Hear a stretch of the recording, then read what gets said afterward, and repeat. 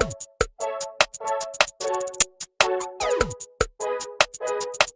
everybody, welcome back to Drug Talk. As always, I'm your host, Garrett Campbell. In today's video, we're going to be talking about 10 medications that treat depression, or 10 antidepressants. And before I talk about the medication themselves, just keep in mind that this channel is for information purposes only, and not to be used as a source for recommendations for your personal health care. The whole point of this video is really just to give you a brief explanation on these medications, so we're only going to scratch the surface on each medication that we discuss. However, if you're looking for more information on any of these medications that we cover today, just simply type in the name of the medication in the YouTube search bar, followed by Drug Talk, and you should find the video where I've covered these medications in the past. I've put together some slides to go over this information, so let's jump right into it. So the first medication we have to discuss here would be Escitalopram, or Lexapro. This medication is also used for anxiety, but today we're going to be discussing it in terms of depression. This is a selective serotonin reuptake inhibitor, and it is the S enantiomer of a racemic citalopram. Escitalopram enhances serotonergic activity in the central nervous system as a result of its inhibition of 5-HT, or serotonin, reuptake in the central nervous system neurons. In terms of dosing, we may see an initial dose of 10 milligrams per day orally as a single dose in the morning or in the evening. The patient would then have the option to increase the dose to 20 milligrams per day after at least 1 week of therapy. With respect to side effects, 2% of patients may experience abdominal pain, constipation may happen 3 to 6% of the time, diarrhea comes in at 6 to 14%, and nausea comes in at a rate of up to 18%. 4 to 9% of patients may experience xerostomia, and dizziness comes in between 4 and 7%. 24% of patients may experience a headache, and insomnia may happen up to 14% of the time. Some patients may experience sexual dysfunction, as well as fatigue, which may happen 5 to 8% of the time. A serious side effect of escitalopram would be serotonin syndrome. The next medication we have here is Duloxetine, or Cymbalta. So Duloxetine is a selective serotonin and norepinephrine reuptake inhibitor. In terms of dosing, we may see an initial dose of 20 milligrams orally twice daily, up to 60 milligrams per day. For maintenance therapy, we would typically see 60 milligrams once daily. The maximum dose, however, patients may increase this medication to in increments of 30 milligrams once daily to a maximum of 120 milligrams orally daily. In terms of side effects, weight loss may happen 1% of the time, 9.5% of patients may experience constipation, and 6 to 8% may experience decreased appetite. 6 to 9% may experience diarrhea, and nausea may happen in up to 25% of patients. Xerostomia, or dry mouth, may happen up to 14% of the time, and some patients may experience fatigue. A serious side effect with Duloxetine would be a hypertensive crisis. Next up, we have Venlafaxine, or Effexor. The Venlafaxine works by increasing levels of serotonin, norepinephrine, and dopamine in the brain by blocking transport proteins and thus stopping the reuptake at presynaptic terminals. In terms of dosing, using the immediate release formulation, we may see patients, if they're outpatients, with 75 milligrams per day orally in 2 or 3 divided doses. The patient may increase the dose by 75 milligrams per day every 4 days to a maximum of 225 milligrams per day. If a patient was using the extended release capsule, the initial dose may be 37.5 to 75 milligrams per day orally once daily, and they may increase the dosage by 75 milligrams per day every 4 days, again to a maximum of 225 milligrams per day.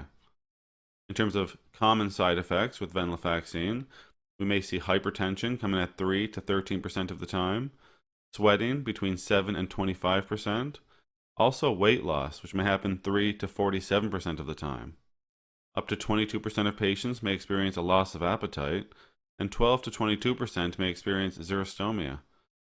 Dizziness may happen up to 24% of the time, and 14 to 24% of patients may experience insomnia. Some patients may experience sexual side effects or sexual dysfunction, as well as a tremor which may happen up to 10% of the time. Following venlafaxine, we have paroxetine or Paxil. Paroxetine works by helping to restore a balance of serotonin in the brain. This medication is known as a selective serotonin reuptake inhibitor. It interferes with the neuronal reuptake of dopamine and norepinephrine to a lesser degree than serotonin. In terms of dosing, with the extended release tablet, we may see an initial dose of 25 milligrams orally once daily in the morning. The patient may increase the dose by 12.5 milligrams per day increments at intervals of 1 week to a maximum of 62.5 milligrams per day. In terms of common side effects with paroxetine or Paxil, we may see palpitations come in at 2.5% of the time, 2 to 16% of patients may experience constipation, and a loss of appetite may happen up to 12% of the time. Xerostomia, again, or dry mouth, may happen up to 18% of the time, and asthenia or abnormal weakness may happen 12 to 22% of the time. 6 to 14% of patients may experience dizziness, and a headache may happen up to 27% of the time. 7 to 24% of patients may experience insomnia, and 3% may experience yawning. Blurred vision can happen up to 5% of the time, and again with this medication, some patients may experience sexual dysfunction or sexual side effects. Next up, we have mirtazapine or Remeron. So mirtazapine exhibits antagonist activity at serotonin receptor subtypes 5-HT2 and 5-HT3, as well as histamine receptor H1 and peripheral alpha-1 receptors, and finally muscarinic receptors. In terms of dosing, we would typically see 15 milligrams per day initially, orally at bedtime, and the patient may increase the dose every 1 to 2 weeks to a maximum of 45 milligrams per day. In terms of common side effects with mirtazapine, we may see constipation 13% of the time, xerostomia or dry mouth 25% of the time, and asthenia or abnormal weakness 8% of the time. 7% of patients may experience dizziness, and 3% may experience a disturbance in thinking.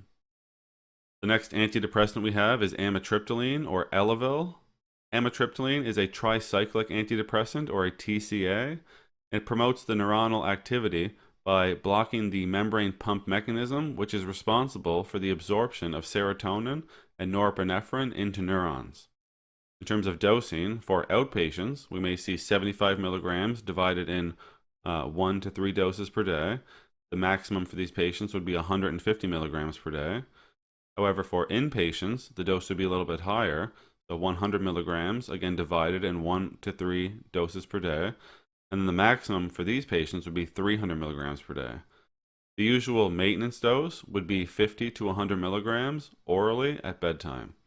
For side effects with amitriptyline, we may see weight gain, xerostomia, constipation, dizziness, a headache, somnolence, or blurred vision.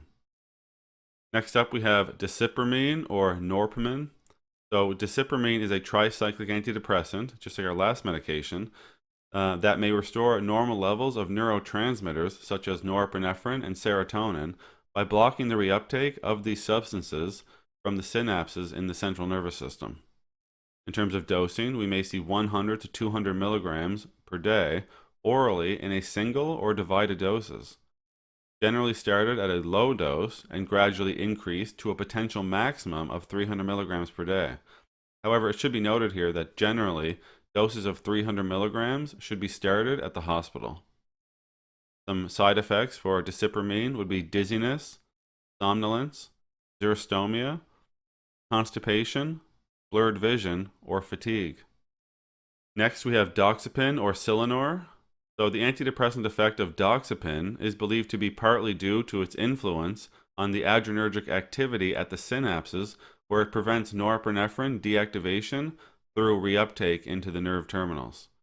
In terms of dosing, when using the capsules, we may see an initial dose of 75 milligrams per day orally for mild to moderate severity illness.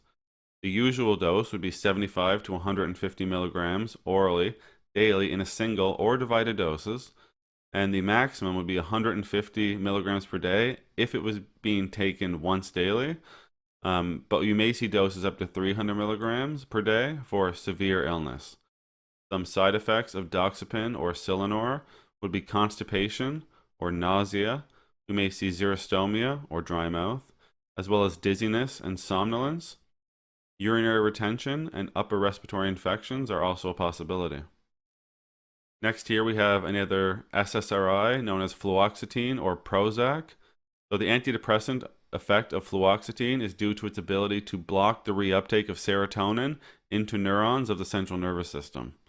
In terms of dosing, for the tablet, we may see an initial dose of 20 milligrams orally once daily in the morning, and then patients may increase the dose after several weeks if there's an inadequate response.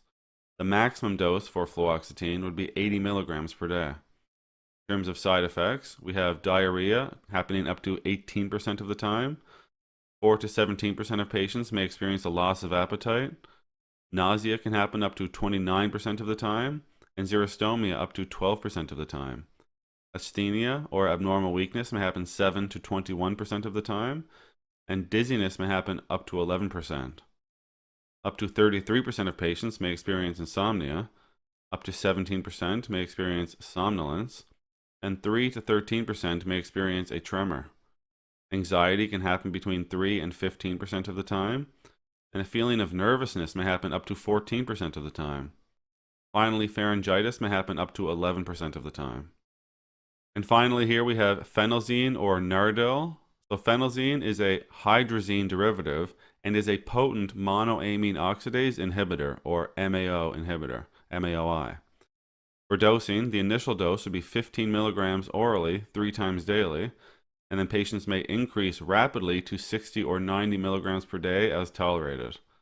After the maximum therapeutic effect is realized, you would then decrease the dose slowly over several weeks to the minimum effective dosage.